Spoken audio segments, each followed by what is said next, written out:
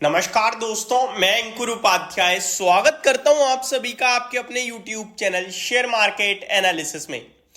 बहुत बड़ी breaking news लेके आया हूं आप सभी के लिए और ये स्टॉक कल आपके लिए क्रैश होने की संभावना ऑलमोस्ट 100% है। लेकिन फिर भी मार्केट है, कंजर्वेटिव होकर चलना चाहिए। हर एक व्यक्ति को फुल कॉन्फिडेंस गलत हो जाता है, तो मेरा मानना है कि मिनिमम 5% टूटेगा ये कल शेयर और गैप डाउन होगा। किसी को मौका नहीं देगा बेचने का या फिर शॉर्ट सेलिंग करने का। लेकिन उसके बाद क्या करना है वो इंपॉर्टेंट है जानना। मैं हमेशा कहता हूं खबर के दम पर स्टॉक्स में रिएक्शन आता है, लेकिन वो शॉर्ट टर्म होता है। मार्केट दो तरीके से चलता है, शॉर्ट टर्म और लॉन्ग टर्म। शॉर्ट टर्म में न्यूज बेस, इवेंट बेस चीजें आपके लिए स्टॉक के प्राइस में ऊपर नीचे करती हैं, लेकिन इवेंचुअली लॉन्ग टर्म में आपका शेयर आपके फाइनेंशियल्स पे ही चलेगा। समझ रहे हो बात को? तो ये खबर के चलते कल शेयर क्रैश हो रहा है। अब इसके इन्वेस्टर्स को क्या डिसाइड करना है, क्या डिसीजन लेना है? होल्ड करना है, इस गिरावट में एक्यूमुलेट करना है, या फिर जय श्री राम कर देना है बेच बाच के? तो इसको समझना बहुत जरूरी है। लेकिन उससे पहले यह समझना जरूरी है इस पे जो प्रॉब्लम आई है, आपदा आई है, जिसकी वजह से यह शेयर क्रैश होने वाला है, वो कितनी बड़ी है, कितना इंपैक्ट करने वाली है।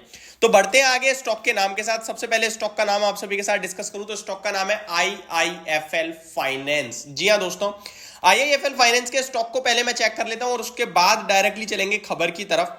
IIFL फाइनेंस का शेयर आज भी 4% के करीब टूटा है आपके लिए और 597 पे बंद हुआ है।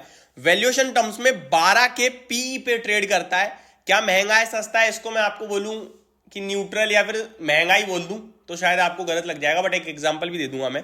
पहले बता दूं लगभग 12.71 के पीई पे है। 52 वीक हाई 703 का है, 52 वीक लो 408 का है। कल मेरे को लगता है 550 की तरफ भी चला जाए तो कोई बड़ी बात नहीं है, यानी कि 10% तक भी टूट जाए तो कोई बड़ी बात नहीं है। खबर काफी नेगेटिव है। अब मैं क्यों कह रहा था कि महंगा भी कह सकता हूं मैं, से उसका रीजन है मुथूट फाइनेंस का। दोस्तों मुथूट फाइनेंस जो इस सेगमेंट की मार्केट लीडर है गोल्ड लोन के कारोबार की। IIFL फाइनेंस का भी गोल्ड लोन कारोबार है, फाइनेंस में भी, ठीक है। तो मुथूट फाइनेंस आपका 13 के पीई पे है और आपका IIFL फाइनेंस, जिसे बहुत सारे लोग जानते तक नहीं है, 3rd या 4th नंबर पे आता है गोल्ड फाइनेंस में। पहले मुथूट है, फिर मन्नापुरम है, और मार्केट को ना मुथूट ने पूरी तरीके से पकड़ा हुआ है। तो वो 13 पे है, आपका शेयर भी 13 पे है, तो थोड़ा महंगा हो जाता है, ठीक है। आप मार्केट लीडर के जितने वैल्यूएशन नहीं ले सकते हो। अब आता हूं मैं खबर पे। तो भाई साहब खबर आ रही है RBI की तरफ से। RBI ने डंडा कस दिया है और RBI कह रहा है कि आप जो लोन बांट रहे हो गोल्ड के बेसिस पे, उसे इमीडिएटली रोक दो, यानी नए कस्टमर्स ऑनबोर्ड नहीं कर सकते हैं। इस तरीके की खबरें आती रहती हैं ज्यादातर ब्रोकिंग कंपनीज के लिए। मैं आपको याद दिलाना चाहूंगा, कुछ महीने पहले एंजल वन के लिए खबर आई थी, 2 दिन तक 5-5% टूटा था, उसके बाद वापस बढ़ जाते हैं, वो कोई बात नहीं होती है।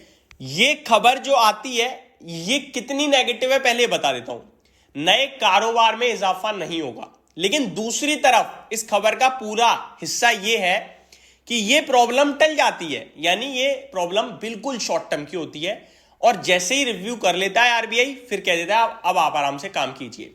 यानी RBI को कुछ प्रॉब्लम दिखी, RBI ने बोला रोको, हम चेक करेंगे, चेक किया, सब कुछ ठीक है, आप दोबारा करो।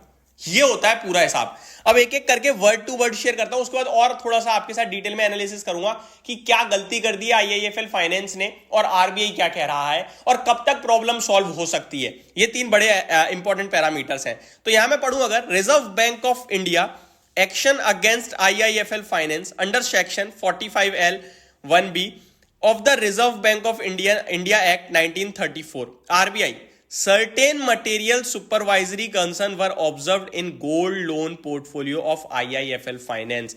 गोल्ड लोन पोर्टफोलियो में कुछ आपत्ति पाई गई है RBI को, जिसकी वजह से इन्होंने इमीडिएट इफेक्ट से कहा है कि आप इस कारोबार को रोको। अगर मैं आप सभी के साथ और भी पढ़ूं तो RBI कह रहा है directed IIFL finance limited to cease and desist with immediate effect, यानी तुरंत रोक दो फ्रॉम सैंक्शनिंग और डिसबर्सिंग गोल्ड लोन्स। यानी कि गोल्ड लोन आप सैंक्शन कर रहे हो या बांटने जा रहे हो तो उसे तुरंत इमीडिएट इफेक्ट से रोक दो, जो मैंने अभी आपसे कहा है स्टार्टिंग में ही।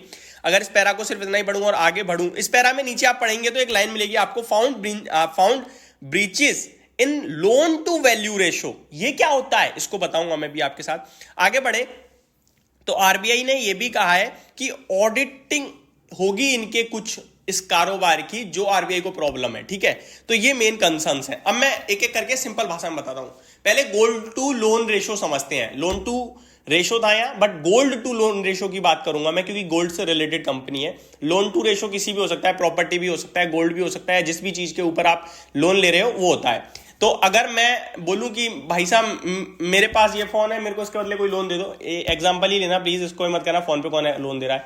तो मेरे फोन की अगर मार्केट में वैल्यू अगर 10 रुपए है और वो घटने वाली नहीं है, जैसे फोन, कार, इन सब की वैल्यू घटती रहती है, ठीक है, लेकिन मेरे पास एक ऐसा एसेट है जिसकी वैल्यू बढ़ती है, लाइक प्रॉपर्टी या फिर गोल्ड हो गया, यही होते हैं वैसे बड़े एग्जांपल्स। तो इनकी वैल्यू बढ़ती रहती है धीरे धीरे। तो मेरे पास क्या है कि अगर 10 रुपए की चीज है तो मैं किसी से अगर उसके बदले लोन लूंगा, ऑब्वियस है वो मेरे को 10 रुपए तो नहीं देगा।